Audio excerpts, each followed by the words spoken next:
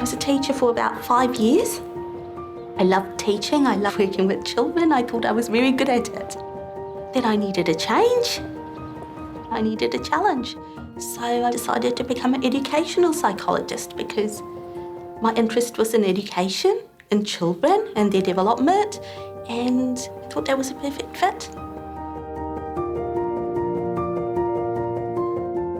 When I was teaching, my influence was limited to what I could do in the classroom. The odd conversation with a parent to try and untangle a problem, and I didn't feel that I was having as much influence as I could. Being a teacher and being an educational psychologist, there are some similarities.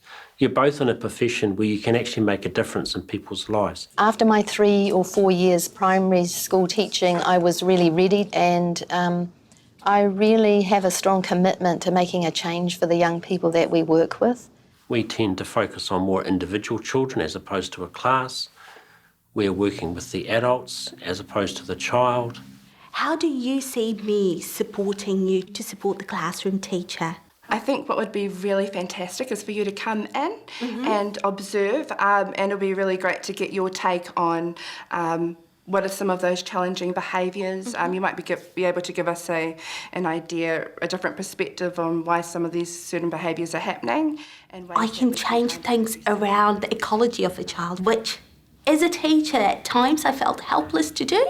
That problem-solving component of the job really appealed to me.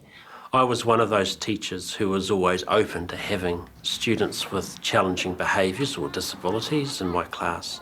I enjoyed having them in my class. I enjoyed the interactions. I enjoyed the challenge of working with them. And then I got to a point where I realised that if I was going to progress down this path, I really needed to go and do some training. So I went back to university and did my MEd Psych, and then eventually did my internship. I wasn't young when I did that. I was in my 40s, so I was an older student. But that training, the qualifications opened doors. Having that educational background and educational theory is a sound foundation for being an educational psychologist. You just have that extra knowledge of the curriculum, understanding the importance of literacy and numeracy. As a teacher, you know your students very well. You know how school systems work, you know how teachers work, you know how the parents work. And appreciating the different ways that children learn, and just experience with a range of behavioural and learning difficulties that many children have. I think I've been able to, for specific children, unlock some of the barriers to learning for those specific children. School's always been a welcoming place for me. It's been a place that I've loved. So returning as an educational psychologist, I almost feel like I'm returning to give something back. I'm returning to upskill. I'm returning to somewhere I'm safe because I know this is how schools work. I'm really pleased that I made the shift to the change because it's given me so much more variety.